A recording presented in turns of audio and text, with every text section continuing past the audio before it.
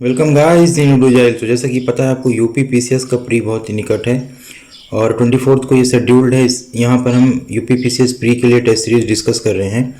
PCS Mundra coaching institute की पहला test हम डिस्कस कर चुके हैं। आज दूसरा टेस्ट है। इस टेस्ट सीरीज में हम लोग कर क्या रहे हैं, यहाँ पे हम 50 से 55 मिनट में आपके पूरे के पूरे 150 क्वेश्चन की एफएलटी को उसकी संपूर्ण व्याख्या के साथ डिस्कस कर रहे हैं। चारों जो उसके ऑप्शंस होते हैं उसको अच्छे से डिटेल्ड एक्सप्लेनेशन के साथ डिस्कस कर रहे हैं। तो 50 मिनट में लगभग आपको पूरे के पूरे 600 फैक्ट, फिर एक सारे ऑप्शंस के 2-3 आपको और एक्सप्लेनेशन मिलेगी। मतलब कि 1500 से 1600 फैक्ट आपके 50 मिनट में। नॉट ओनली फैक्ट, यहाँ पे हम कंसेप्चुअल वे में आपको समझा रहे हैं। तो 150 क्वेश्चन की एनालिसिस करने में थोड़ा सा टाइम ज़्यादा लग जाता है, लेकिन आपको पूरी की पूरे फोकस से देखना है। अच्छे से कंसंट्रेशन के साथ आप पूरा लेक्चर सुनिए। डिटेल्ड एक्सप्लेनेशन है। ऑब्जेक्टिव जो आपके बहुविकल्प हैं उनके एक्सप्लेनेशन के साथ बहुत ज़्यादा आपको इन्फॉर्मेशन रिटेन करने में और कंसेप्ट समझने में बेनिफिट होगा।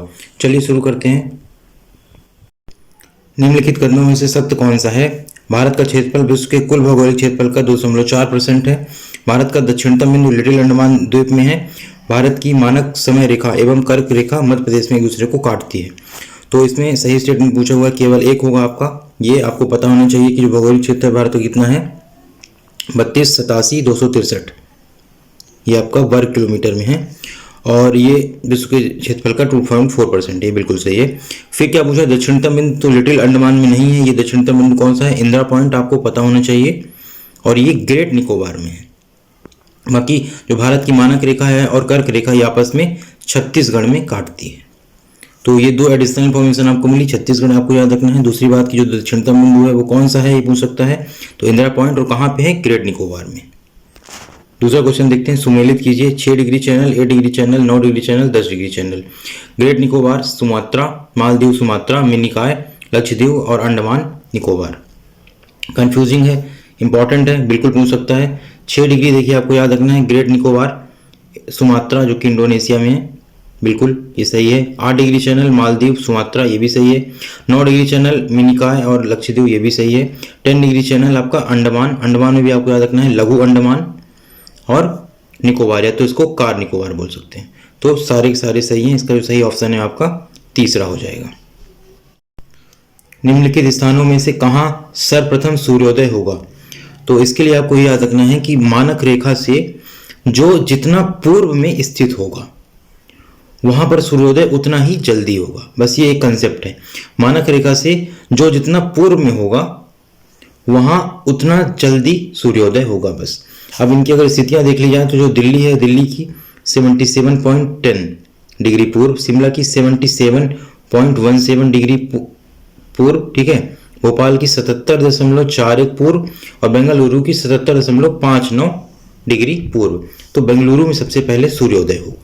कंसेप्ट है, समझिए। मानक रेखा जो जितना पूर्व में वहां उतना जल्दी सूर्योदय। एक बार स्थिति आपको मैप में जाकर देख लेनी है कि कहाँ पे कौन स्थित है।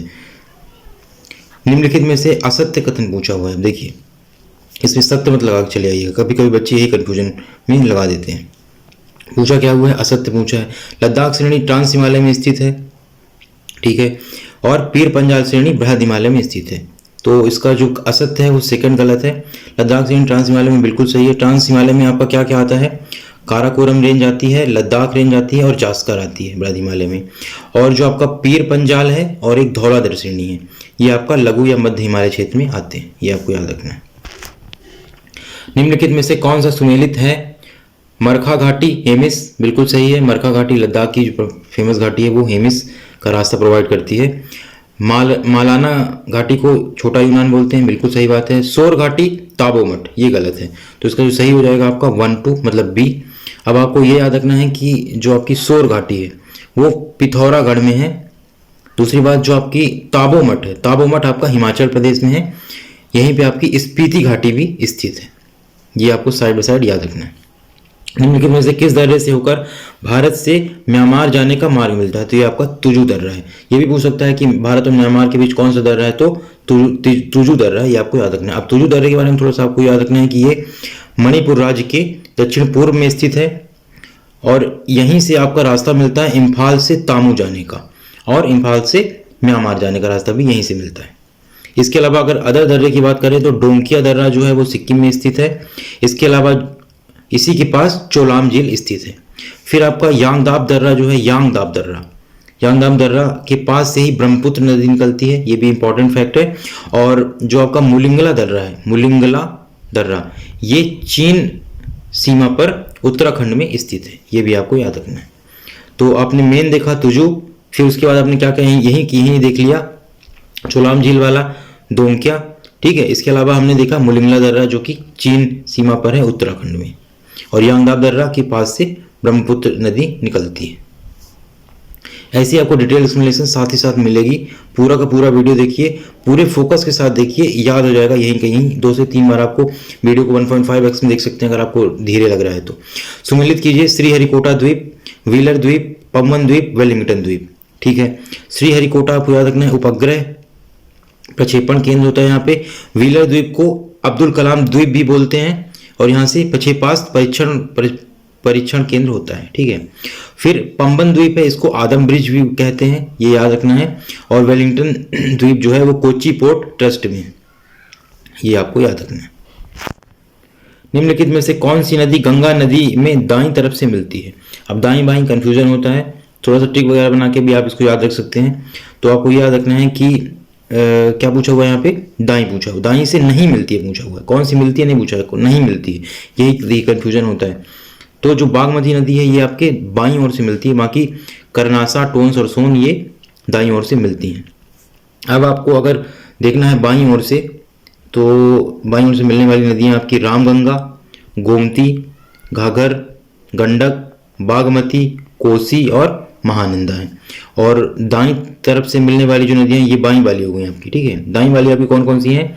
यमुना, सोन, टोंस और कर्मनासा। सही सुमेलित पूछा हुआ है, चुलिया चंबल में है, बिल्कुल चुलिया चंबल राजस्थान में। दूध सागर मांडवी नदी में है, बिल्कुल। कहाँ है मांडवी नदी अब आपको ये कमेंट बॉक्स में बताना है, ठीक है। वैसे हम बता दे रहे हैं गोवा में मांडवी नदी में ये बना हुआ है। कुंजिकल जलप्रपात कर्नाटक में वराही नदी में स्थित है। मतलब सारे ही सारे सुमेलित हैं, इसका सी सही हो जाएगा। लोकटक झील के विषय में सत्य कथन को बताना है। लोकटक झील मणिपुर में स्थित है, बिल्कुल। देखिए इसमें विश्व का एकमात्र केबुल लामजाओ नेशनल पार्क स्थित है। यह संगाई गिलहरी का एकमात्र नहीं, ये गलत है। हाल ही में इसे मोटेक्स रिकॉर्ड से बाहर नहीं कर दिया गया, मोटेक्स रिकॉर्ड में है, तो ये 2 गलत हो जाएंगे, पहला केवल सही हो जाएगा। इसके बाद हमें याद रखना है कि मणिपुर में जो मीठे पानी की झील है लोकटक झील, इसी को मणिपुर की जीवन रेखा भी कहा जाता है। और ये संगाई गिलहरी नहीं, संगाई हिरणों का प्राकृतिक स्थान है, एकमात्र प्राकृतिक स्थान है, ये भी याद रखना है। और मॉन्टेक्स रिकॉर्ड में ये शामिल है, इसको बाहर किया गया है, ऐसा सही नहीं है। करेल मृदा ये रेगुर होती है, काली मिट्टी को करेल मृदा भी कहते हैं। निम्नलिखित में से कौन सा कथन सत्य है पूछा हुआ, देखिए यहाँ पे क्या पूछा हुआ है, सत्य। जलोढ़ मिट्टी में पोटास, चूना व फास्फोरस की प्रचुरता होती है, ठीक है। काली मृदा में नाइट्रोजन व लोहे की प्रचुरता होती है। मरुस्थलीय मृदा में सभी तत्वों का अभाव होता है। तो यहाँ पे जो सही स्टेटमेंट है इनमें से कोई नहीं हो जाएगा। देखिए इसमें पोटास चूना तो मिलता है लेकिन फास्फोरस की प्रचुरता नहीं, फास्फोरस की कमी होती है। अब काली मृदा में क्या होता है, काली मृदा में आपका पोटास, मैग्नीशियम, एल्यूमिनियम की अधिकता व नाइट्रोजन, फास्फोरस की और जीवाश्म की क्या होती है, कमी होती है। और जो आपकी मरुस्थलीय मृदा होती है इसमें लवण, फास्फोरस की प्रचुरता, लेकिन जीवंश और नाइट्रोजन का अभाव होता है, मतलब कि सारे तत्व नहीं मिलते हैं। सारे स्टेटमेंट ऐसे ही गलत हो गए, कंफ्यूजिंग है, आप कुछ भी लगा के आ सकते हो, इनमें से कोई नहीं सोचेगा कि हो सकता है, ठीक है। मृदा अपरदन के विभिन्न चरणों का आप बताइए क्या क्या होता है। मृदा अपरदन तो आपको बिल्कुल पता ही होगा।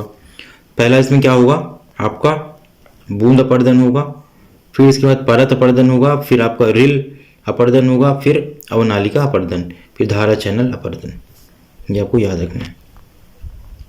फिर 14 देखिए आप, भारत में होने वाली कुल वर्षा के संबंध में निम्नलिखित में से कौन सुमेलित है, ठीक है।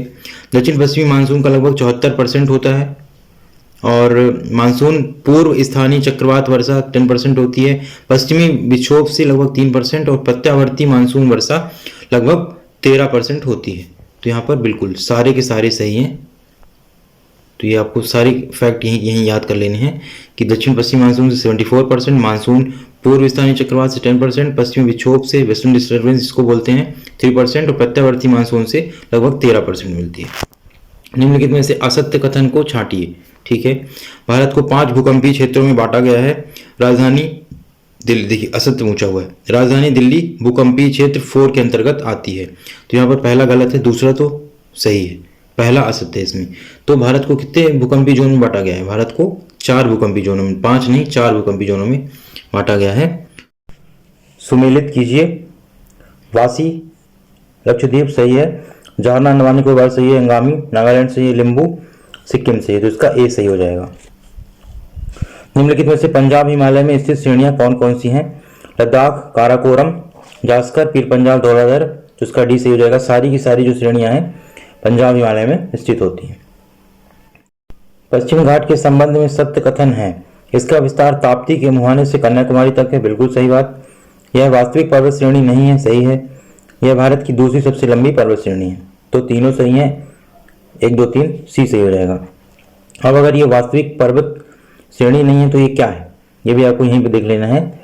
तो ये वास्तविक पर्वत श्रेणी ना होकर प्रायद्वीपीय पठार का एक भ्रंश कगार है, प्रायद्वीपीय पठार का भ्रंश कगार है। फिर अगला क्वेश्चन देखते हैं, 19 क्वेश्चन। रुहेलखंड का मैदान निम्नलिखित में से किसका भाग है? तो रुहेलखंड का जो मैदान है वो ऊपरी गंगा का भाग होता है, और जो इसका विस्तार है वो आपको बिजनौर से शाहजहांपुरा तक, ऐसे जिलों तक मिलेगा। निम्नलिखित पहाड़ियों का उत्तर से दक्षिणी सही क्रम बताइए। उत्तर से दक्षिण पूछा हुआ है, ठीक है। कच्छ, वारदा, मांडव और गिरनार, ये सारी गुजरात की पहाड़ियां सबसे पहले, तो ये आपको नाम ही से पता चल रहा होगा, थोड़ी सी ज्योग्राफी अगर आपने पढ़ी हुई है। अब इसका क्या पूछा हुआ है? इसका पूछा हुआ है उत्तर से दक्षिण क्रम, ठीक है। तो उत्तर से दक्षिण क्रम इसका हो जाएगा, पहले कच्छ आएगी, फिर मांडव, फिर वर्धा, फिर गिरनार और फिर गिर की पहाड़ी आएगी, ठीक है। मतलब कि बी नंबर इसका सही हो जाएगा। निम्नलिखित में से कृष्णा नदी की सहायक नदी नहीं है। कोयना, मालप्रभा, मूसी और अमरावती। अमरावती कावेरी की होती है, तो यही गलत हो जाएगा, बाकी वो 3 कृष्णा की होती हैं। अब आपको कृष्णा और कावेरी दोनों की सहायक नदियां साथ ही साथ देख लेनी है। तो कृष्णा के बारे में आपको याद रखना है, तुंगभद्रा, कोयना, घटप्रभा, मालप्रभा, मूसी और भीमा होती है। कावेरी की आपको याद रखना है हेमावती, हेरांगी, सिमसा, अकारवती, काबिनी, सुवर्णवती, अमरावती और भवानी। निम्नलिखित में से कौन सही सुमेलित है? देखिए, महानदी कहाँ से निकलती है? महानदी निकलती है आपकी सिहावा श्रेणी से, लूनी निकलती है आपकी नाग पहाड़ी से, बैतरणी नदी त्र्यंबक की पहाड़ी से और साबरमती अरावली पहाड़ी से। तो इसका सही ऑप्शन है आपका डी हो जाएगा। निम्नलिखित में से कौन हिमानी निर्मित झील नहीं है पूछा हुआ है। हिमानी निर्मित मतलब कि झील जो पानियों से निर्मित नहीं होती है हिम ग्लेशियर के पिघलने से, तो ये आपकी बूढ़र झील हो जाएगी। बूढ़र झील जो होती है ये आपकी कौन सी झील है? ये विवर्तनिक झील है, ये आपको याद रखना। बाकी नैनीताल, राक्षसताल और रूपकुंड ये सारी आपकी हिमानी निर्मित है। तो पूछ सकता है कि नैनीताल एक किस प्रकार की झील है, तो ये भी आपको साइड बाई साइड देख लेना है। तो ये आपकी हिमानी निर्मित झील हो जाएगी, ठीक है। बाकी बुलर झील के बारे में आपको याद रखना है कि विवर्तनिक झील, इसका जो निर्माण है वो धरातल के उठने या धंसने के कारण हुआ है, इसी को विवर्तनिक झील बोलते हैं। किस मृदा परिच्छेदिका में अधोमृदा संस्तर होते हैं? ए, बी, सी, डी। देखिए डी, सी, बी है, तो बी संस्तर में मृदा परिच्छेदिका होती है। अब आपको क्या क्या याद रखना है? ए के बारे में आपको याद रखना है कि इसको ऊपरी मृदा भी बोलते हैं, सबसे ज्यादा उपजाऊ होती है। बी को हम लोग क्या अधोमृदा बोलते हैं। सी को हम लोग क्या बोलते हैं? संस्तर पर इसमें लवणों का जमाव होता है। और जो डी संस्तर होता है इसमें जैविक क्रियाएं नहीं पाई जाती हैं। ये भी साइड बाई साइड आपको याद रखना है। भारत में आपदा प्रबंधन के विषय में सत्य कथन है, ठीक है। आपदा प्रबंधन प्राधिकरण पृथ्वी एवं मौसम विज्ञान मंत्रालय के अंतर्गत एक 10 सदस्यीय निकाय होता है। यह स्टेटमेंट गलत है, 10 सदस्यीय नहीं होता है, 6 सदस्यीय होता है, तो पहला गलत हो गया। दूसरा, 2016 में आपदा प्रबंधन पर नई नीति सेंड्राई फ्रेमवर्क के साथ तालमेल बनाकर लागू की गई, तो दूसरा सही है, पहला गलत दूसरा सही हो जाएगा इसका। निम्नलिखित में से कौन सा मृदा संरक्षण हेतु अपनाया जाने वाला जैविक उपाय नहीं है? फसल चक्र होता है, मल्चिंग होता है, पट्टीदार खेती होती है, समोच्च रेखीय खेती नहीं होता है, ये एक यांत्रिक उपाय है। निम्नलिखित में से कौन सुमेलित नहीं है? बनिहाल दर्रा श्रीनगर से जम्मू कश्मीर, पोमिला अरुणाचल प्रदेश से लाम्हा मार्ग, और लानकला लद्दाख से तिब्बत। तो सारे के सारे इसमें सुमेलित नहीं है, सारे गलत दे रखा है इसमें। 29 अगला देखते हैं। निम्नलिखित में से सत्य कथन कौन सा है? प्रायद्वीपीय पठार गोंडवाना भूमि का भाग है जो कि आर्कियन युग की चट्टानों से बना हुआ है, ये सही है। फिर आपका प्रायद्वीपीय पठार का जो ढाल है उत्तर से पश्चिम नहीं उत्तर से पूर्व होता है, ये स्टेटमेंट गलत हो गया। पश्चिम नहीं, यहाँ पे पूर्व होना चाहिए, ऐसे ऐसे बहती हैं नदियाँ। मेघालय पठार प्रायद्वीपीय पठार का बहिर्शाही भाग है, ये सही है। तो आपका 1 और 3 सही हो जाएगा इसमें। फिर 31 देखते हैं। 31 निम्नलिखित में से सत्य कथन कौन सा है? सत्य कथन पूछा हुआ है। विंध्य श्रेणी के अंतर्गत विंध्याचल, सतपुड़ा एवं पारसनाथ आती हैं। अच्छा, गलत हो गया ये स्टेटमेंट। कैसे गलत हो गया? सतपुड़ा तो एक अपने आप में अलग श्रेणी, सतपुड़ा मैं कहा तो ये नहीं आएगी। सतपुड़ा एक ब्लॉक पर्वत है जिसका निर्माण ग्रेनाइट व नीस से, ग्रेनाइट तो होता है लेकिन वहाँ पे नीस नहीं, वहाँ पे बेसाल्ट रॉक होंगे। तो ये स्टेटमेंट भी आपका गलत हो गया, इनमें से कोई नहीं सही हो जाएगा। निम्न महासागरों के क्षेत्रफल के अनुसार अवरोही क्रम में बताना है। तो अवरोही का मतलब घटता हुआ। सबसे पहले आएगा आपका प्रशांत महासागर, फिर आपका आएगा अटलांटिक, फिर हिंद महासागर, फिर आर्कटिक महासागर। निम्न सागरों में से कौन मत्स्य ग्रहण के लिए सबसे उपयुक्त क्षेत्र माना जाएगा? तो महाद्वीपीय मग्न तट को सबसे ज्यादा मत्स्य ग्रहण के लिए इंपॉर्टेंट माना जाता है। फिर आगे देखते हैं। विश्व का निम्नतम बिंदु निम्न में से कहाँ स्थित है? तो आपको मरियाना ट्रेंच पता होगा, ये आपके प्रशांत महासागर में स्थित है, मरियाना ट्रेंच। टेलीग्राफिक पठार निम्न में से कहाँ पर स्थित है? टेलीग्राफिक पठार आपके उत्तरी अटलांटिक महासागर में स्थित है। हिंद महासागर के संबंध में निम्न कथनों पर विचार कीजिए। भूमध्य रेखा इसकी उत्तरी सीमा का निर्धारण करती है। इसका सबसे बड़ा द्वीप मेडागास्कर, न्यूनतम गर्भ डायमंटीना है। तो इसका पहला स्टेटमेंट है वो जो है गलत है, क्योंकि जो इसकी उत्तरी सीमा है वो फारस की खाड़ी होती है। तो पहला गलत हो गया, दूसरा रीजन सही है, तो इसका बी सही हो जाएगा।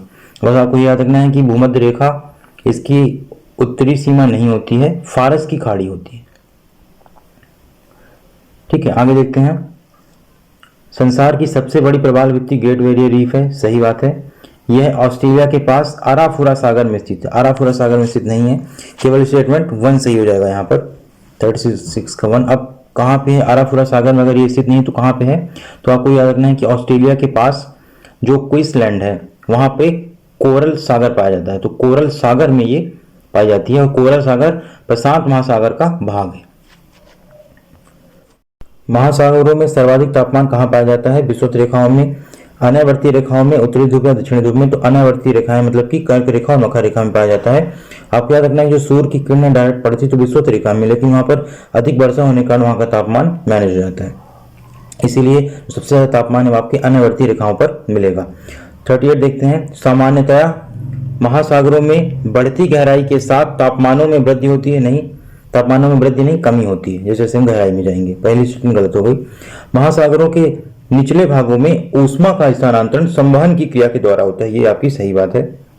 तो आपको याद रखना है कि जो महासागर के ऊपरी सतह होती है वहां पर सूर्य की ऊष्मा का प्रत्यक्ष प्रभाव होता है, इस कारण से वहां पर तापमान ज्यादा रहता है, लेकिन जैसे जैसे हम गहराई में जाएंगे तो तापमान कम होता है, और ये संवहन की प्रक्रिया के द्वारा होता है। अगला देखते हैं। महासागरीय लवणों में किसकी मात्रा सबसे ज्यादा होती है? तो सोडियम क्लोराइड की मात्रा सबसे ज्यादा होती है, ये आपको याद रखना है। देखिए, सोडियम क्लोराइड जो NaCl आपका 77.8% होता है। मैग्नीशियम क्लोराइड जो होता है वो आपका 10.9% होता है। फिर कैल्शियम सल्फेट होता है वो 3.6%।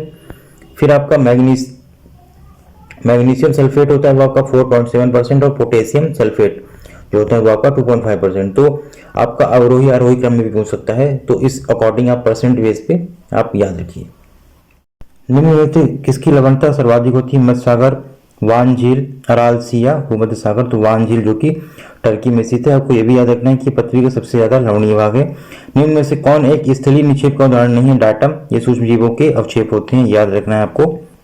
प्रवालों के विकास के लिए कितना तापमान आवश्यक होता है? तो उनके विकास के लिए 20 से 25 डिग्री सेंटीग्रेड जो तापमान है वो इंपॉर्टेंट होता है, याद रखना है। ज्वार भाटा की उत्पत्ति सूर्य तथा चंद्रमा के आकर्षण शक्तियों के कारण होती है, सही बात है। ज्वार की उत्पत्ति में सूर्य की अपेक्षा चंद्रमा की जो शक्ति का प्रभाव है वो अधिक होता है, ये भी सही है। दोनों स्टेटमेंट सही हो जाएंगी। इसका सही आंसर आपका सी हो जाएगा। दीर्घ ज्वार की उत्पत्ति हो सकती है केवल पूर्णिमा के दिन, केवल अमावस्या के दिन, पूर्णिमा एवं अमावस्या के दिन।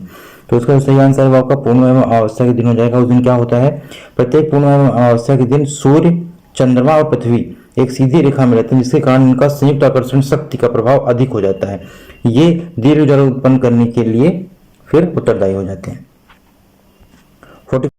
कथन एक, सागरीय तापमान में भिन्नता के कारण महासागरीय धाराओं की उत्पत्ति होती है। स्थायी पवनों का महासागरीय धाराओं पर कोई प्रभाव नहीं पड़ता, ये गलत स्टेटमेंट होगी, क्योंकि जिस दिशा में महासागरीय धाराएं चलेंगी उसी दिशा में आपकी स्थानीय पवनें भी चलती हैं। इसका केवल एक सही हो जाएगा। निम्न में से कौन सी ठंडी धारा है, तो कनारिक धारा ठंडी धारा हो जाएगी। इसके अलावा फ्लोरिडा, एंटिलीज और रेनल ये आपकी गर्म धाराएं हो जाएंगी। कौन सी एक प्रशांत महासागर की धारा नहीं, मोजाम्बिका धारा जो है ये हिंद महासागर की धारा होती है। बाकी अलास्का, हम्बोल्ट, पूर्वी ऑस्ट्रेलिया ये सारी आपकी प्रशांत महासागर की धाराएं हो जाएंगी। महासागरीय मरुभूमि के नाम से किसे संबोधित किया जाता है, तो इसे सारगैसो सागर को महासागरीय मरुभूमि के नाम से भी जाना जाता है। निम्न में से कौन सा एक भारत की दक्षिण पश्चिम मानसून पर प्रतिकूल प्रभाव डालता है, तो एल नीनो इफेक्ट आपको पता होगा। जो एल नीनो इफेक्ट होता है ये आपका प्रतिकूल प्रभाव डालता है। जब एल नीनो इफेक्ट आता है तो भारत में सूखे की आशंका बढ़ जाती है। बाकी ये आपके इंपॉर्टेंट होते हैं, जलवायु परिवर्तन के लिए अनुकूल प्रभाव डालेंगे। 50 देखते हैं अपन। वायुमंडल में सर्वाधिक मात्रा में कौन सी गैस पाई जाती है, तो नाइट्रोजन गैस पाई जाएगी। लगभग 78% आपकी नाइट्रोजन, 21% आपकी ऑक्सीजन पाई जाती है। इसके अलावा अगर हम कार्बन डाइऑक्साइड देखें तो 0.03% पाई जाती है। फिर क्या पूछ रहा है, वायुमंडल में सबसे निम्नतम समताप मंडल, बिल्कुल गलत बात। क्षोभ मंडल होता है, उसके ऊपर समताप मंडल होता है, ये स्टेटमेंट गलत हो गई। फिर समताप मंडल में ओजोन परत की अवस्थी होती है, समताप मंडल में ओजोन परत, बिल्कुल। तो स्टेटमेंट सेकंड सही है, तो केवल 2 हो जाएगा। बाकी क्षोभ मंडल होता है, उसके ऊपर समताप मंडल होता है। अधिकांश मौसमी घटनाएं होती हैं कहाँ होती हैं, क्षोभ मंडल में होती है, जो कि सबसे नीचे होता है आपका। ठीक है, क्षोभ मंडल को इसको परिवर्तन मंडल भी बोलते हैं। इसमें वायुमंडलीय दशाओं के बराबर परिवर्तन होता है। बाकी वर्षा, बिजली, आंधी इत्यादि मौसमी घटनाएं इसी मंडल में घटित होती हैं। निम्न में से कौन सा सत्य है, ओजोन परत हानिकारक परावैंगनिक किरणों का अवशोषण करता है, बिल्कुल सही बात है। फिर वायुमंडल का जो न्यूनतम तापमान है मध्य मंडल में पाया जाता है, और आयन मंडल में रेडियो तरंगें टकराकर पृथ्वी पर वापस आ जाती हैं। तो सारी स्टेटमेंट सही है। निम्न में से किसकी वृद्धि से वायुमंडल में ग्रीन हाउस प्रभाव सबसे अधिक हो जाता है, कार्बन डाइऑक्साइड। जैसे आपको पता होगा ग्रीन हाउस गैस में सबसे इंपॉर्टेंट गैस आपकी CO2 होती है। ठीक है, फिर देखते हैं अगला क्वेश्चन। पृथ्वी के समस्त जल का लगभग कितना % वायुमंडल में संचित होता है, तो 0.001%, डी इसका सही हो जाएगा। कंफ्यूज नहीं होना है, वो 0.001% है, ना कि 0.01%। ये नहीं होगा, ये सही होगा इसका। अगला क्वेश्चन देते हैं, निम्न में से कौन आर्द्रताग्राही नाभिक के रूप में कार्य करता है, तो धूल कण जो होते हैं आपके वो आर्द्रताग्राही नाभिक के रूप में कार्य करते हैं। अब धूल कण होते हैं, इसके अलावा जो नमक होता है, इसमें क्या होता है, इसके आसपास या इसके चारों ओर जो जलवाष्प होती है वो संघनित हो जाती है और वो मेघ का निर्माण, मतलब कि बादल का निर्माण करती है। सूर्य एवं चंद्रमा के चारों तरफ प्रभा मंडल का निर्माण करते हैं, कौन करता है, पश्चाप मेघ, पश्चाप स्तरीय मेघ, पश्चाप कपासी मेघ या स्थिर कपासी मेघ। तो पश्चाप स्तरीय मेघ जो है वो सूर्य और चंद्रमा के चारों तरफ प्रभा मंडल का निर्माण करते हैं। इसके बारे में आपको याद रखना है कि ये सफेद चादर की भांति संपूर्ण आकाश पर छाए रहते हैं और इन मेघों के प्रभाव से दिन में सूर्य तथा रात्रि में चंद्रमा के चारों ओर प्रभा मंडल का निर्माण होता है। तो बी इसका सही हो जाएगा। भूमध्य रेखीय प्रदेशों की वर्षा अधिकांश होती है, कहाँ होती है, 58 क्वेश्चन पूछा है। संवहनीय में, चक्रवाती, पर्वतीय या इनमें से कोई नहीं। तो इसका जो सही आंसर हो जाएगा वो ए हो जाएगा, संवहनीय। वर्ताग्र पाए जाते हैं, वर्ताग्र कहाँ पाए जाते हैं, उष्णकटिबंधीय चक्रवात में, शीतोष्ण कटिबंधीय चक्रवात में, दोनों में या इनमें से कोई नहीं। तो जो शीतोष्ण कटिबंधीय चक्रवात है उसमें वाताग्र पाए जाते हैं। फिर उष्णकटिबंधीय चक्रवातों में उपस्थित चक्रवात की आंख क्या होती है? तो चक्रवात की आंख जो होती है वो शांत एवं वर्षा रहित क्षेत्र होते हैं। शांत एवं वर्षा रहित क्षेत्र होते हैं। आपको पता होगा चक्रवात की आंख क्या होती है। उसके मध्य में स्थित, पहली बात तो ये कि उष्णकटिबंधीय चक्रवात का केंद्र होता है। तो उष्णकटिबंधीय चक्रवात पहली बात आपको याद रखना। दूसरी बात याद रखना है कि यहाँ पर जो वायुदाब होता है वो सबसे कम होता है और यहाँ पर शांत एवं वर्षा रहित क्षेत्र पाए जाते हैं। 3 चीजें आपको याद रखना है इसके बारे में। अगला क्वेश्चन देखते हैं। उष्णकटिबंधीय चक्रवात में वायुदाब प्रवणता बहुत अधिक पाई जाती है, सही बात है। फिर उष्णकटिबंधीय चक्रवात का केंद्र गर्म वायु तथा निम्न वायुदाब वाला और मेघ रहित कोड होता है। तो यहाँ पे दोनों स्टेटमेंट आपकी सही है, डी इसका सही हो जाएगा। निम्न कथनों पर विचार कीजिए। भूकंप पृथ्वी की निचली सतह में विवर्तनिक गतिविधियों से निकली ऊर्जा से पैदा होता है, ठीक है। फिर भूकंप सबसे ज्यादा अपूर्व सूचनीय और विध्वंसक प्राकृतिक आपदा है। तो यहाँ पर सेकंड तो बिल्कुल सही बात है, लेकिन जो पहली बात ये बोला हुआ है भूकंप उससे नहीं निकलते हैं। भूकंप पृथ्वी की ऊपरी सतह में विवर्तनिक गतिविधियों से निकली ऊर्जा से निकलते हैं। ये जो निचली सतह दिया हुआ है ये गलत है, ऊपरी सतह देना चाहिए था, ठीक है। थोड़ा सा कंफ्यूज किया है, आपको कंफ्यूज नहीं होना है। नीलगिरी, अन्नामलाई और पालनी की पहाड़ियों पर पाए जाने वाले शीतोष्णकटिबंधीय वनों को क्या कहते हैं? तो उनको सालोस बोलते हैं। निम्न कथनों पर विचार कीजिए। पर्वतीय क्षेत्रों में ऊंचाई के साथ तापमान घटने के साथ साथ प्राकृतिक वनस्पति में भी बदलाव आता है। हिमालय के दक्षिणी भाग में वृक्ष की जो बहुमूल्य प्रजाति देवदार पाई जाती है, ये तो सही है। दूसरा गलत है, यहाँ पे दक्षिणी नहीं, यहाँ पे पश्चिमी होना चाहिए था, ठीक है। तो इसका केवल एक सही वाला अगर पूछेगा तो केवल एक, यहाँ पे असत्य पूछा हुआ है तो असत्य में केवल 2 हो जाएगा। अगला क्वेश्चन देखते हैं। निम्न कथनों पर विचार कीजिए। भारत में मैंग्रोव वन 4,975 वर्ग किलोमीटर में फैले हुए हैं। भारत में मैंग्रोव वन अंडमान एवं निकोबार द्वीप समूह के साथ पश्चिम बंगाल के सुंदरबन डेल्टा में सबसे अत्यधिक पाए जाते हैं। तो दोनों कथन यहाँ पर सही दिए हुए हैं। सही सुमेलित नहीं है। भारतीय रेलवे क्षेत्र मुख्यालय, ठीक है। उत्तर मध्य रेलवे जबलपुर में, यही गलत है, यहाँ ये इलाहाबाद होना चाहिए था। पूर्वी रेलवे ये सही है। दक्षिण पूर्वी मध्य रेलवे बिलासपुर सही है। दक्षिण रेलवे ये सही है। तो आपको यहाँ पे ये भी देखना है कि अच्छा इलाहाबाद में अगर उत्तर मध्य रेलवे है तो जबलपुर में कौन सा है? तो उत्तर पश्चिमी जो रेलवे है वो जबलपुर में। सुमेलित नहीं है। प्रोजेक्ट टाइगर 1973, एलिफेंट 1992, प्रोजेक्ट चिपको आंदोलन आपका 1996, ये गलत है। मैती आंदोलन तो सही है। चिपको आंदोलन आपको पता होगा 1996 में बिल्कुल भी नहीं हुआ था, ये 1972 में हुआ है। कहाँ हुआ था? चामोली, उत्तराखंड से। कौन प्रवर्तित किया था इसको? सुंदरलाल बहुगुणा, और साथ उनके चंडी प्रसाद थे। फिर सुमेलित है। सिमलीपाल कर्नाटक, अगस्तमलाई तमिलनाडु, शेषाचलम हिमाचल प्रदेश, दिहांग दिबांग अरुणाचल प्रदेश। तो उसका सही आंसर है ये, केवल और केवल सुमेलित दिया हुआ है यहाँ पर। अब आपको साथ साथ ये देख लेना सिमलीपाल कहाँ है, ये उड़ीसा में है। फिर अगर अगस्तमलाई की बात करें तो ये केरल में है। अगस्तमलाई इंपॉर्टेंट, बहुत इंपॉर्टेंट है। शेषाचलम आपका आंध्र प्रदेश में है, ईस्टर्न घाट में पाया जाता है। भौंकने वाले मृग हैं जो बार्किंग डियर, वो कहाँ पाए जाते हैं? तो ये सुंदरबन में पाए जाते हैं, बी सही हो जाएगा। अगला क्वेश्चन देखते हैं।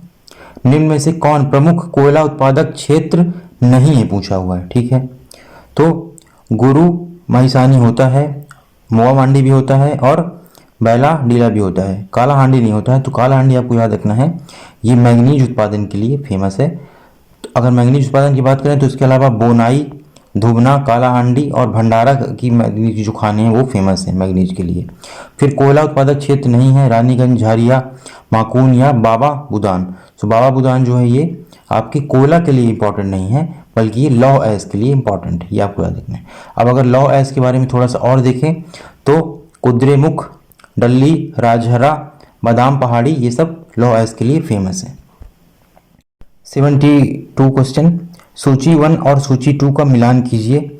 अल्पाइन वन अरुणाचल प्रदेश, उष्णकटिबंधीय सदाबहार वन गंगा मैदान, उष्णकटिबंधीय अर्धपर्णपाती वन तराई क्षेत्र, उष्णकटिबंधीय शुष्क पर्णपाती सह्याद्री क्षेत्र। तो देखिए जो अल्पाइन वन है वो आपके अरुणाचल प्रदेश, ये तो सही है। फिर उष्णकटिबंधीय जो सदाबहार वन है ये आपके सह्याद्री क्षेत्र में होते हैं, और अर्धपर्णपाती जो वन होते हैं ये आपके तराई क्षेत्र में मिलेंगे, और शुष्क पर्णपाती जो हैं वो गंगा के मैदान में मिलेंगे। तो इस तरीके से सही आंसर आपका सी हो जाएगा। निम्न कथनों पर विचार कीजिए। उष्णकटिबंधीय अर्धपर्णपाती वन उन क्षेत्रों में पाए जाते हैं जहां जो वर्षा है 100 से 200 सेंटीमीटर होती है। नहीं, ये तो गलत है, ये 70 से 100 होना चाहिए था। फिर उष्णकटिबंधीय उष्ण पर्णपाती वन देश के उन भागों में पाए जाते हैं जहां 20 से 30 सेंटीमीटर वर्षा होती है। ये सही है आपका, जिसका केवल 2 सही हो जाएगा। अगला देखते हैं सूची 1 सूची 2 सुमेलित कीजिए। ठीक है, उष्णकटिबंधीय अर्धपर्णपाती वन सागवान शीशम साल, उष्णकटिबंधीय शुष्क पर्णपाती तेंदु अमलतास पलास, फिर उष्णकटिबंधीय कांटेदार वन बबूल खैर खेजड़ी, पर्वतीय वन सिल्वर फर जूनियर। सारे के सारे सुमेलित हैं, मतलब कि आपका सही जो ऑप्शन है वो डी हो जाएगा। फिर सुमेलित नहीं है इडुक्की बांध पेरियार, किसरू बांध टोंस नदी, पोंग बांध चिनाव, सरदार सरोवर नर्मदा। तो इसका जो सही आंसर है वो सी हो जाएगा। सी जो आपका पोंग बांध है वो चिनाव रिवर में नहीं है, ये आपको याद रखना है। तो पोंग बांध किस नदी में है? पोंग बांध आपका ब्यास नदी में है। इसके अलावा हम अगर बांध देखें तो भाखड़ा नांगल जो है आपका वो सतलज नदी में, टिरही जो बांध है वो आपका भागीरथी नदी में, रिहंद जो आपका बांध है वो सोन नदी में मिलता है। सुमेलित है बहुउद्देशीय परियोजनाएं और वो सलाल चिनाव, काकरापार गोदावरी, मैटूर कृष्णा और जायकवाड़ी कावेरी। सुमेलित है पूछा हुआ है, तो इसका जो सही सुमेलित है वो केवल सलाल चिनाव सही होगा। बाकी काकरापार गोदावरी नहीं ताप्ती, मैटूर कृष्णा नहीं कावेरी, और जायकवाड़ी कावेरी नहीं गोदावरी। ये आप साइड बाई साइड याद करते चलिए। सुमेलित नहीं है बहुउद्देशीय परियोजना और राज्य सुमेलित नहीं है पूछा हुआ है। अलमाटी बांध आंध्र प्रदेश कर्नाटक महाराष्ट्र बिल्कुल सही, बाणसागर मध्य प्रदेश बिहार और उत्तर प्रदेश सही है, सरदार सरोवर मध्य प्रदेश गुजरात महाराष्ट्र और राजस्थान सही है। आपका भाखड़ा नांगल जो है वो हिमाचल प्रदेश पंजाब हरियाणा, यही गलत दे रखा है। तो जो भाखड़ा नांगल है वो आपका पंजाब तो सही है, हरियाणा भी सही है, हिमाचल प्रदेश नहीं राजस्थान होना चाहिए था। लव ऐश के प्रमुख 4 प्रकार होते हैं, निम्न में से कौन नहीं है? 78 पूछा हुआ है। तो जो इसका स्फेलेराइट है ये गलत है। स्फेलेराइट किसका होगा? जस्ते का ऐश को होता है। बाकी अगर लोहे की 4 देखे जाएं तो लियोनाइट, मैग्नेटाइट, हेमेटाइट और सीडेराइट। सीडेराइट यहाँ पे नहीं दिया हुआ है। निम्न में से तांबा का प्रमुख उत्पादक क्षेत्र कौन सा है? मध्य प्रदेश महाराजखंड, बहुत ही फेमस खदानें वहाँ पाई जाती हैं। इसको सबसे अच्छा जो तांबा है वो यहीं पाया जाता है। अगला क्वेश्चन देखते हैं, लिग्नाइट का सर्वाधिक भंडार तथा उत्पादन किस राज्य में होता है? तो लिग्नाइट का जो सबसे ज़्यादा उत्पादन है वो तमिलनाडु में होता है। लिग्नाइट के बारे में आपको याद रखना है, ये कोयले का एक प्रकार है। भारत में कोयले के निम्न प्रकार पाए जाते हैं, कौन कौन से? एंथ्रेसाइट, बिटुमिनस और लिग्नाइट, 3 ही पाए जाते हैं, जिसमें से तमिलनाडु फेमस। तमिलनाडु में भी आपका जो मन्नारगुड़ी एक जगह है वहाँ पर सबसे ज़्यादा लिग्नाइट का भंडार पाया जाता है। फिर सुमेलित नहीं है इस्पात संयंत्र सहयोग करने वाले देश। ठीक है, दुर्गापुर ब्रिटेन से हुआ था, बिल्कुल सही बात है। राउरकेला जर्मनी सही है, भिलाई सूबे संघ सही है, बोकारो आपका संयुक्त राष्ट्र अमेरिका, यही सुमेलित नहीं है। तो बोकारो के बाद में आपको याद रखना है कि जो बोकारो का स्टील प्लांट है वो 1972 में सोवियत यूनियन यूएसएसआर के द्वारा स्थापित करने में हेल्प की गई थी।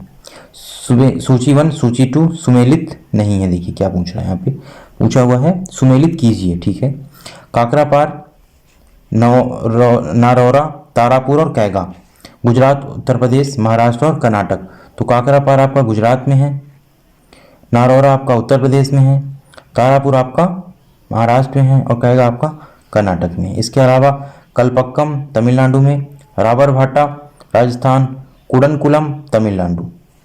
सारे सुमेलित पहले से दे रखे हैं। निम्न में से सही सुमेलित नहीं है। देश का प्रथम सुपर फॉस्फेट संयंत्र रानीपेट तमिलनाडु में 1906 में स्थापित हुआ। ठीक है, भिलाई दुर्गापुर इस्पात संयंत्र की स्थापना द्वितीय पंचवर्षीय योजना में हुई, ये भी सही है। भारत में 10 कंपनियों को महारत्न का दर्जा है, ये भी सही है। देश की प्रथम औद्योगिक नीति की स्वतंत्रता के बाद 6 अप्रैल 1958 को हुई। देखिए आप लोग सोच लोगे कि ये मिसप्रिंट हो गया, लेकिन नहीं, 1998 में नहीं हुई थी, ये स्टेटमेंट गलत है। ये 1948 में हुई थी।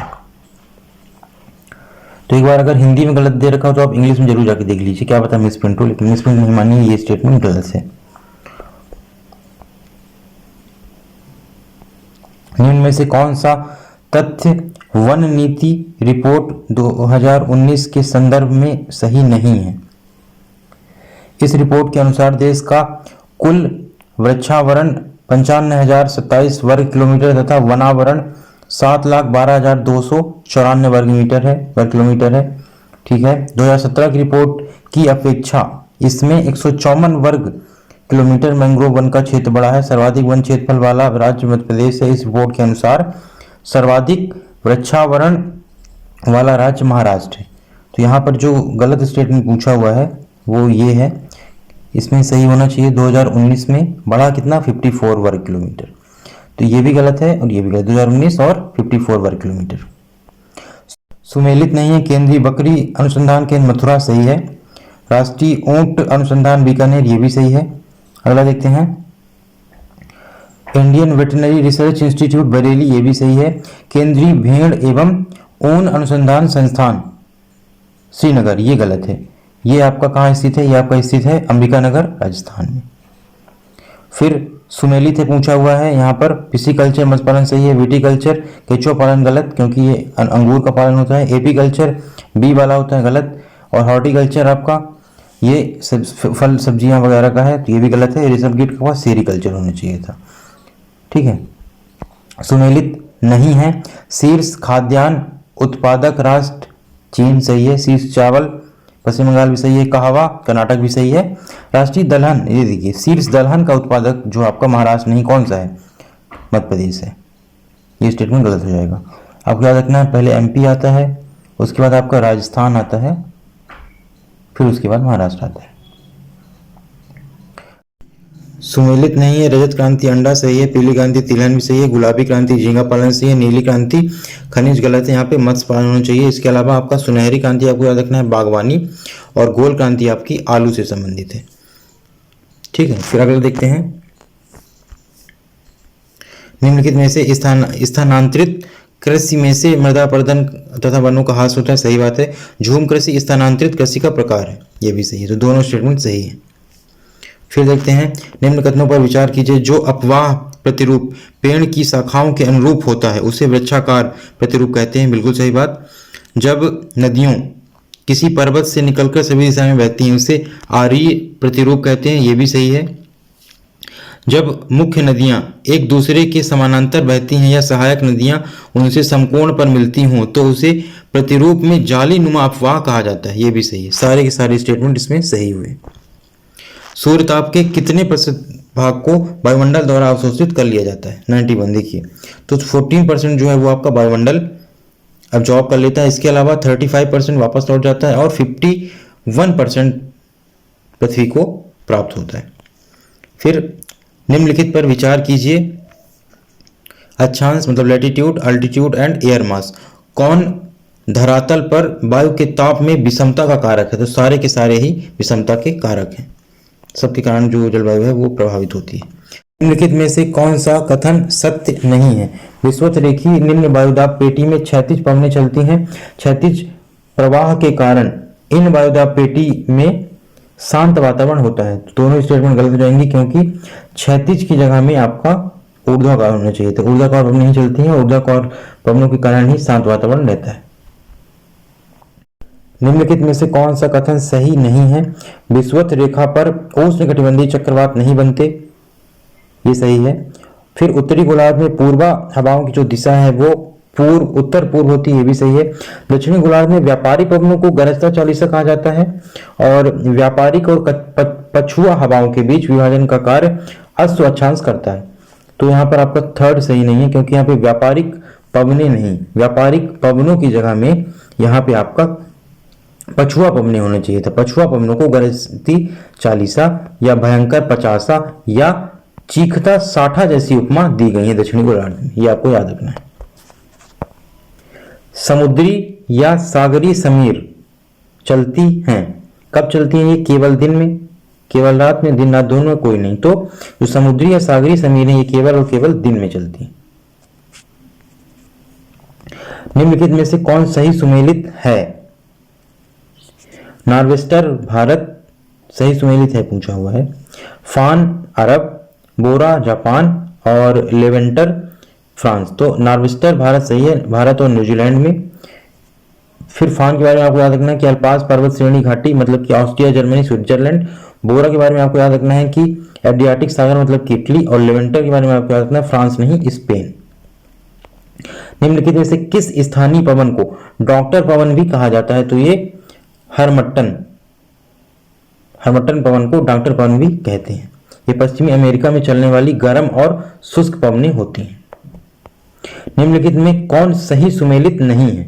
टैगस पुर्तगाल, मॉस्को ड्यून, लाहौर रावी, कीव यूक्रेन। तो सही सुमेलित नहीं है, यहाँ पे आपका हो जाएगा मॉस्को। ये डेन्यूब नदी किनारे नहीं, ये आपका मोस्कावा नदी के किनारे होता है। और आपको याद रखना है जो डेन्यूब नदी है इसके किनारे आपका बुडापेस्ट या वियना स्थित है। निम्नलिखित में से कौन सही सुमेलित नहीं है? सेमांग मलेशिया, एटाज स्कॉटलैंड, फिर टोडा भारत, ब्रिटेन फ्रांस। तो यहाँ पे जो सही आंसर इसका हो जाएगा वो एटाज स्कॉटलैंड। गलत है। यहाँ पे ये एटाज कहाँ पाई जाती है? एटाज आपकी फिलीपींस में पाई जाती है और ये फिलीपींस की पर्वतीय जनजाति है। निम्नलिखित में से कौन सी जनजाति न्यूजीलैंड की मूल निवासी है? तो माओरी जो जनजाति है वो न्यूजीलैंड की मूल निवासी है। ये आपको याद रखना है, बहुत इंपॉर्टेंट पूछ सकता है। ज्योग्राफी के बहुत अच्छे क्वेश्चन बनते हैं। दूसरी बात, आपको ये अगर पीडीएफ चाहिए हो या इसी तरीके की नई नई नोटिफिकेशन के लिए आप हमारा टेलीग्राम चैनल ज्वाइन कर सकते हैं, लिंक डिस्क्रिप्शन में प्रोवाइडेड है। निम्नलिखित कथनों पर विचार कीजिए। बोर्नियो एशिया का सबसे बड़ा द्वीप, अदन एशिया का सर्वाधिक शुष्क स्थल, इंडोनेशिया एशिया का सबसे छोटा स्थल। तो यहाँ पे पहला और दूसरा सही है, तीसरा आपका गलत है। इंडोनेशिया एशिया का सबसे छोटा द्वीप ये सही नहीं है। तो आपको याद रखना है कि जो मालदीव है वो एशिया का सबसे छोटा द्वीप है। एशिया महाद्वीप का सबसे बड़ा देश चीन है और इंडोनेशिया 27 राज्यों में विभाजित है जिसमें 13,000 से ज्यादा द्वीप समूह है। ये आपको याद रखना है। फिर नेमान मैदान किस देश में आता है? जो आपका नेमान मैदान है वो आप थाईलैंड में पाया जाता है। थाईलैंड को दक्षिण पूर्व एशिया का चावल का कटोरा या सफेद हाथियों का देश भी कहा जाता है। साथ में आपको ये भी याद रखना है। फिर निम्नलिखित पर विचार कीजिए। 104 पूछा हुआ है कि अनसन चीन, लौह इस्पात उद्योग, बाकू अजरबैजान, कोयला खनन और कोवे जापान, लौह इस्पात इंजीनियरिंग। सही सुमेलित पूछा हुआ है तो आपका पहला और तीसरा यहाँ पर सही सुमेलित है। बाकू अजरबैजान, कोयला खनन ये गलत है। ये पेट्रोलियम के लिए फेमस है, ये आपको याद रखना है। फिर अगला क्वेश्चन देखते हैं 105 नंबर क्या पूछा हुआ है। निम्नलिखित पर विचार कीजिए। ओडर नदी पोलैंड जर्मनी की सीमा बनाती है। इंग्लिश चैनल ब्रिटेन और फ्रांस को अलग करता है। इसके बाद जो बोथनिया की खाड़ी है वो स्वीडन और फिनलैंड को अलग करती है। तो यहाँ पर सारे के सारे स्टेटमेंट सही हैं। तो आपको याद रखना है कि ओडर पोलैंड जर्मनी की सीमा बनाता है। इंग्लिश चैनल जो है वो ब्रिटेन फ्रांस को अलग करता है। बोथनिया की खाड़ी स्वीडन और फिनलैंड की सीमा बनाती है। ठीक है। फिर आपको मूरलैंड कहाँ स्थित है? मूरलैंड आपका ब्रिटेन में स्थित है। निम्नलिखित पर विचार कीजिए। Finland, Norway, Sweden, Iceland. उपयुक्त में किस देश से आर्कटिक वृत्त गुजरता है? तो आपके जो फिनलैंड है, नॉर्वे और स्वीडन, इन 3 देशों से आर्कटिक वृत्त गुजरता है। अफ्रीका महाद्वीप के संबंध में निम्नलिखित कथनों पर विचार कीजिए। यह सिनाई प्रायद्वीप द्वारा एशिया से संबंध है। अच्छा ठीक है, ये सही स्टेटमेंट है। फिर आपका इस महाद्वीप का विस्तार चारों गोलार्ध में है। तो यहां पर दोनों स्टेटमेंट दी हुई सही है, इसका सी सही हो जाएगा। अगला देखते हैं। निम्नलिखित में से कौन सा पठार तांबा और हीरा उत्पादन के लिए प्रसिद्ध है? कौन सा पठार पूछा हुआ है? तो कटंगा का जो पठार है वो तांबा और हीरा उत्पादन के लिए फेमस है। इस पठार से कांगो और जायरे नदियां का उद्गम होता है। ये भी आपको साथ में याद रखना है। ठीक है, कांगो और जायरे। फिर निम्नलिखित में से सही सुमेलित नहीं है पूछा हुआ है। तो गोबी चीन, सिम्पसन ऑस्ट्रेलिया, पेटागोनिया उत्तर अमेरिका और कालाहारी बोत्सवाना। यहाँ पे जो पेटागोनिया है वो उत्तर अमेरिका, ये सही सुमेलित नहीं है। पेटागोनिया का मरुस्थल दक्षिण अमेरिका में अर्जेंटीना और चिली के बीच में स्थित है और ये शीत मरुस्थल होता है, ये आपको याद रखना है। तो इसका जो सही आंसर है वो ये हो जाएगा पेटागोनिया। क्या आपको याद रखना है कि ये मरुस्थल दक्षिण अमेरिका में अर्जेंटीना और चिली में स्थित है। निम्नलिखित में से कौन सी नदी मैक्सिको और अमेरिका के बीच सीमा का निर्धारण करती है? तो ये जो नदी है वो आपकी रियो ग्रांडे नदी है। निम्नलिखित में से कौन सी सही सुमेलित जोड़ी है? टेनेसी नदी, कांगो नदी, पाराना नदी, मिसिसिपी नदी। और कौन से बांध कहाँ बने हुए हैं ये पूछा हुआ है, सही सुमेलित है। तो यहाँ पे कांगो नदी में स्टेनले बांध है, ये बिल्कुल सही बात है। स्टेनले बांध कांगो नदी पर है। अन्य सुमेलित अगर हम देखते हैं तो वहां पर जो टेनिस नदी है वहां पर व्हीलर बांध आपको मिलेगा, ठीक है। इंटरचेंज किया हुआ स्टेटमेंट को। पाराना नदी में आपको इटियापू बांध मिलेगा। मिसिसिपी नदी में आपको सेंट एंथोनी बांध मिलेगा। निम्नलिखित पर विचार कीजिए। इलियानस जलमार्ग मेक्सिको की खाड़ी मिसिसिपी नदी के बीच, सू नहर हुरान के बीच, कील नहर उत्तरी सागर बाल्टिक सागर के बीच। तो ये सारे स्टेटमेंट सही हैं, इसका डी सही हो जाएगा। निम्नलिखित में कौन सुमेलित नहीं है? चलिए देखते हैं। नदी और पत्तन, ओडर, फ्रैंकफुर्ट, सीन, मार्सेलीज, राइन और आपका एल्ब सेंट नजारे। तो इसमें जो सही नहीं है वो एल्ब सेंट नजारे, ये सही नहीं है। इसके अलावा जो आपका ओडर है, सीन है, राइन, एबीसी, ये सही है। तो इसका जो सही आंसर हो जाएगा वो डी हो जाएगा। अब आपको ये याद रखना है कि एल्ब में कौन सा है, तो हेम्बर्ग पत्तन जो है वो एल्ब में पाया जाता है। लिखित पर विचार कीजिए। सांसी चीन का लौह उत्पादक क्षेत्र, सैडबरी कनाडा का तांबा उत्पादक क्षेत्र, कूलगार्डी जापान का कोयला उत्पादक क्षेत्र। तो इसमें से सही सुमेलित है पूछा हुआ है, तो इसमें 1 और 2 ये दोनों सही हैं। कूलगार्डी जापान का कोयला उत्पादक क्षेत्र नहीं है, बल्कि ये ऑस्ट्रेलिया का स्वर्ण उत्पादक क्षेत्र है, आपको याद रखना है। ऑस्ट्रेलिया का गोल्ड प्रोड्यूसिंग एरिया है। सही सुमेलित नहीं है। देश और उसकी राजधानी, पोर्टो रिको सैन जुआन सही है। बहामास ब्रिज टाउन ये गलत है। फिर डोमिनिकन गणराज्य सेंट डोमिंगो सही है। जमैका किंगस्टन ये भी सही है। अब बहामास की राजधानी गलत है, बहामास की राजधानी होती है मसाउ।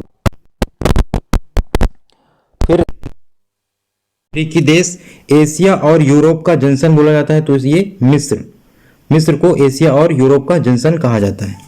निम्नलिखित में कौन सी इंग्लैंड और कनाडा के वेफिन द्वीप को अलग करती है?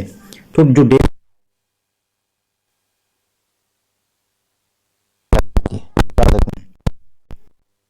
के किन नदियों के बीच ग्रेट प्लेन स्थित? मिसिसिपी मिसौरी, बिल्कुल इसका सही आंसर यही हो जाएगा। मिसिसिपी मिसौरी नदी के बीच में आपका ग्रेट प्लेन निम्न कीजिए। अर्नहम लैंड उत्तरी ऑस्ट्रेलिया की दलदली भूमि, फिर कोयुस्को ऑस्ट्रेलिया का सर्वोच्च शिखर और विक्टोरिया नदी ऑस्ट्रेलिया की सबसे बड़ी नदी। सही पूछा हुआ है, पहला दूसरा सही है, तीसरा गलत है। विक्टोरिया नहीं, डार्लिंग नदी जो है वो ऑस्ट्रेलिया की बड़ी नदी है। डार्लिंग नदी आपको याद रखना है। फिर स्थित है तो आपका ऑस्ट्रेलिया में स्थित है, याद रखना है, बहुत इंपॉर्टेंट है, पूछ सकता है। स्थिति के गलत युग्म को पहचानिए। आप सही गलत पहले इसी में मार्क कर लिया करिए, क्योंकि कभी कभी सही गलत को सही इंसान लगा चलाता है वहां पे। एग्जाम हॉल का प्रेशर हैंडल करना आप इन्हीं सब प्रैक्टिस से सीखो, ठीक है। Mount New Zealand, Golan Heights Syria ये भी सही है। फिर अल्बानिया बोस्निया ये भी सही है। सियरा गलत है। सियरा नेवादा जो है ये यूएसए के कैलिफोर्निया में स्थित है, और आपको याद रखना है कि ये दुनिया की विश्व की सबसे बड़ी ब्लॉक माउंटेन्स होती हैं। देखिएगा अगला क्वेश्चन देखते हैं। पर्वतों से संबंधित गलत कथन को पहचानिए। साधारणतया 1000 मीटर से अधिक ऊंचाई वाले क्षेत्रों को पर्वत कहा जाता है, ठीक है। फिर 1000 से कम ऊंचाई वाले भाग को पहाड़ी कहते हैं, ठीक है। लेकिन झारखंड में स्थित पारसनाथ इसकी ऊंचाई 1366 मीटर है, बावजूद इसको पहाड़ी कहते हैं, ये बिल्कुल सही बात है। अच्छा, पर्वत विश्व का 1% भाग घेरे हुए हैं, लेकिन 26%, बिल्कुल गलत बात, ये अल्टर कर दिया है स्टेटमेंट। इसमें होना ही चाहिए था कि 26% घिरा हुआ है पर्वतों से, लेकिन सिर्फ और सिर्फ 1% जनसंख्या वहां निवास करती है। तो इसका सही आंसर डी हो जाएगा, यही गलत स्टेटमेंट है। अगला क्वेश्चन देखते हैं। दस्त ए लूट रेगिस्तान स्थित है। तो दस्त ए लूट रेगिस्तान कहाँ स्थित है? ईरान में स्थित है। निम्नलिखित में से गलत कथन की पहचान की। में वार्षिक वर्षा 25 सेंटीमीटर से कम होती है, मरुस्थल श्रेणी में आते हैं।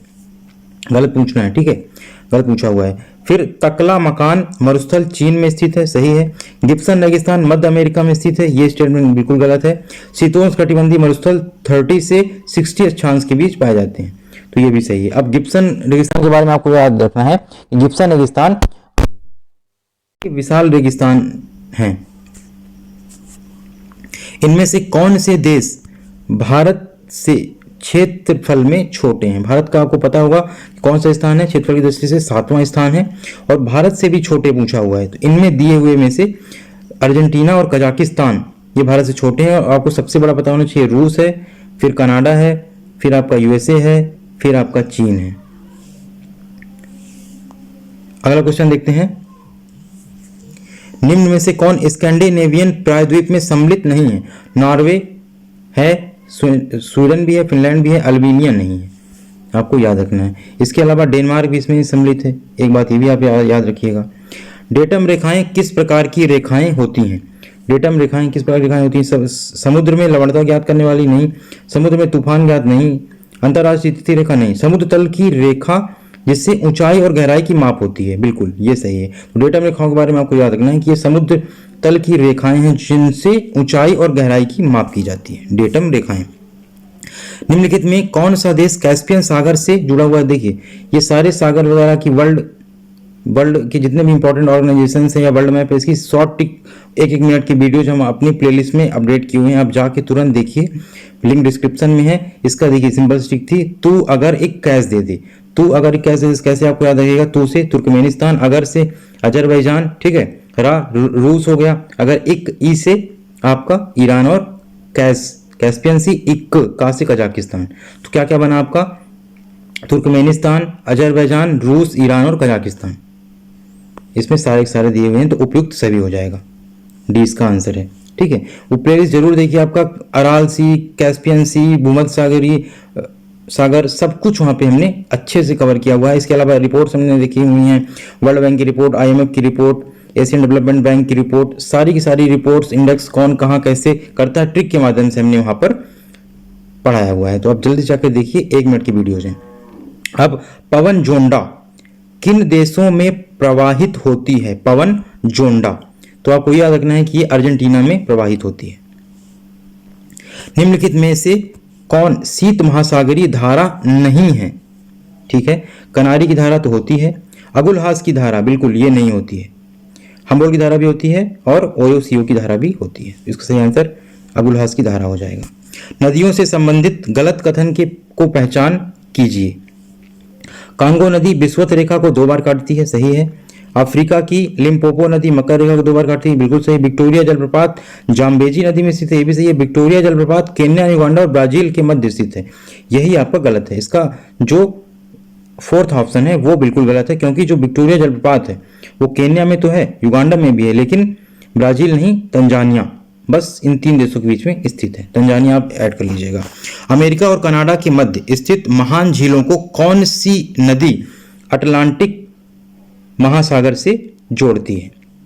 तो ये आपकी जो सेंट लॉरेंस नदी है, यही इनको महान झीलों को अटलांटिक महासागर से जोड़ती है। फिर ब्राजील और पराग्वे की अंतर्राष्ट्रीय सीमा का निर्धारण कौन नदी करती है? देखिए अब हम वर्ल्ड ज्योग्राफी की ओर थोड़ा सा रुख अपना मोड़ चुके हैं, ठीक है। वर्ल्ड ज्योग्राफी बढ़िया से लेक्चर 1-1 मिनट की शॉर्ट ट्रिक अपलोडेड है, अब जाके देखिए। अभी कुछ और उसमें हम धीरे धीरे अपलोड कर रहे हैं, पूरी की पूरी वर्ल्ड ज्योग्राफी ट्रिक से आपको हम मैप के थ्रू समझा देंगे। ब्राजील और पराग्वे की अंतर्राष्ट्रीय सीमा का निर्धारण कौन करता है? तो ये पराना नदी करती है।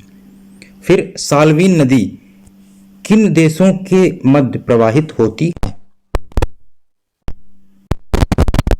तिब्बत, नेपाल, ये भी दोनों। में प्रवाहित होती है। वह कौन सी नदी है जो विश्व की सबसे बड़ी अंतरराष्ट्रीय सीमा बनाती है? तो ये आपकी अमूर नदी है। अमूर नदी जो कि रूस और चीन के मध्य बहती है, ये सबसे बड़ी अंतरराष्ट्रीय सीमा का निर्धारण करती है। अमूर नदी याद रखिएगा, और रूस और चीन के बीच बहती है, ये भी याद रखिएगा। शहर और उनसे संबंधित नदियों के गलत युग्मों को पहचान करना है, गलत पूछा हुआ है, ठीक है। पर्थ में स्वान सही है, हम्बर्ग एल्ब भी सही है, अभी हमने बताया था। फिर बेलग्रेड डेन्यूब भी सही है आपका। न्यूयॉर्क पोटोमैक ये गलत है, न्यूयॉर्क हडसन नदी में होना चाहिए, ठीक है। और पोटोमैक वाशिंगटन डीसी आपको याद रखना है। फिर कुक जल संधि किस देश में स्थित है? कुक जल संधि की बात कर रहा है तो कुक जल संधि न्यूजीलैंड में स्थित है।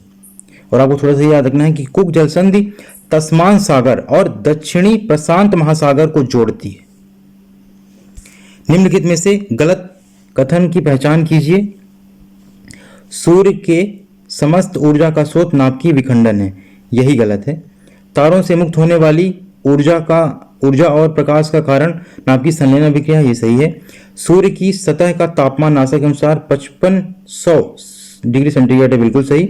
सूर्य ग्रहण की स्थिति तब होती है जब चंद्रमा सूर्य और पृथ्वी के बीच आ जाता है, ये भी सही है।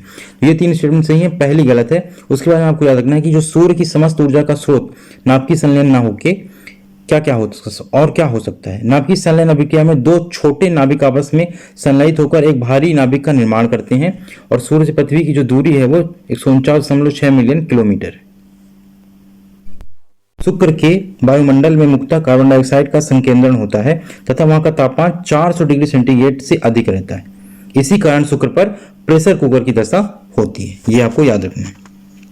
निम्नलिखित में से एक सही कथन का चुनाव कीजिए। अधिकांश कृत्रिम उपग्रह पृथ्वी से पूर्व दिशा की ओर प्रक्षेपित किए जाते हैं क्योंकि इससे उपग्रह को निकाल।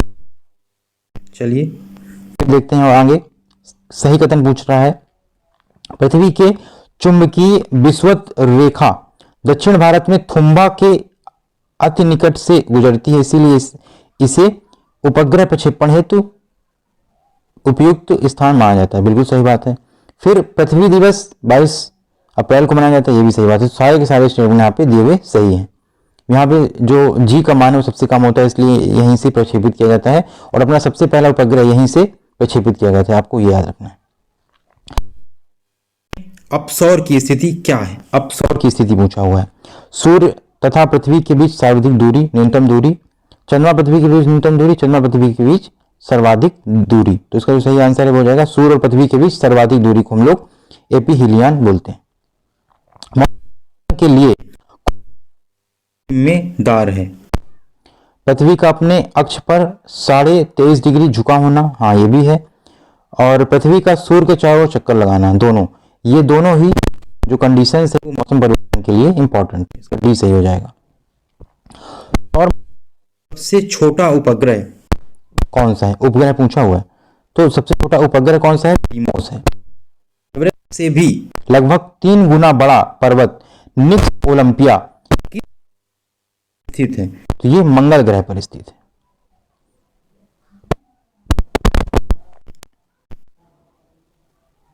फिर आगे देखते हैं, कर्क रेखा में से किस देशों में से होकर नहीं गुजरती है? ठीक है, भारत, चीन, पाकिस्तान, सऊदी अरेबिया। इसका सही आंसर हो जाएगा पाकिस्तान। पाकिस्तान से होके नहीं गुजरती है। भारतीय कृषि अनुसंधान परिषद ने देश की मिट्टी को कुल कितने भागों में विभाजित किया है? तो 8 भागों में विभाजित किया है। इसका जो सही आंसर है वो सी हो जाएगा, 8 भागों में विभाजित किया है। भारत के सर्वाधिक भाग पर कौन सी मृदा विस्तृत है? तो भारत के सर्वाधिक भाग पर जलोढ़ मृदा है, एलुवियल सॉइल, लगभग भाग पर ये पाई जाती है, वो भी होती है। फिर 149 सिंचाई योजना में कितने हेक्टेयर का क्षेत्र सम्मिलित किया जाता है? मध्यम की बात कर रहे हैं, आपको 2 हेक्टेयर के क्षेत्र को शामिल किया जाता है। फिर में स्थित एटलस किस देश में विस्तृत नहीं? तो एटलस पर्वत ट्यूनीशिया, मोरक्को में भी होता है, और तंजानिया आपको याद है। तो 50 क्वेश्चन का डिटेल एक्सप्लेनेशन देख लिया है चारों ऑप्शंस की साथ। अगर अभी तक आपने चैनल सब्सक्राइब नहीं किया है तो सब्सक्राइब करिए। इतना जो मेहनत कर रहे हैं थोड़ा सा मोटिवेशन मिलता है अगर आप लाइक करते हैं या कुछ सब्सक्राइब करते हैं, हमारी फैमिली बढ़ेगी, हमारी मेहनत भी सफल होगी। थोड़ा सा सपोर्ट करिए और ऐसे ही करके हम आपको 40 से 50 टेस्ट पूरे के पूरे करवाएंगे। एक और से आपके लिए यह है कि इससे आप देखिए, पहले तो सिर्फ एक से या एक टेस्ट लगाने से आपको फायदा नहीं होगा। पहले कि एक टेस्ट से लेके आपको पूरे के पूरे उसके 20-25 जो भी टेस्ट हैं पूरे लगा देने हैं।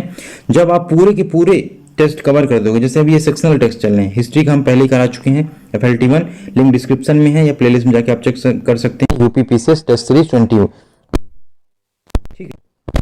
अब हमने हिस्ट्री किया, ज्योग्राफी किया, इकोनॉमी करेंगे, उसके बाद फुल लेंथ टेस्ट करवाएंगे। तो जब ये पूरा का पूरा ऐसे आप कवर करोगे किसी एक कोचिंग का, क्योंकि वो इस पहले के पेपर्स में कम रखते हैं, फिर आगे पेपर्स में ज़्यादा रखते हैं, इसीलिए आपको उनके पूरे के पूरे मॉड्यूल को, पूरे के पूरे शेड्यूल को फॉलो करना, ताकि उन निम्न स्तर से उच्च स्तर तक को आप फॉलो कर पाओ। 40 कोचिंग एक एक टेस्ट ना लगा के आप एक कोचिंग के 40 टेस्ट लगाओ और 4 बार लगाओ। रिटेन इन्फॉर्मेशन बस एग्जाम फियर जो होता है उससे डील करना आप सीख जाओ, बाकी तो आप निकाल लोगे।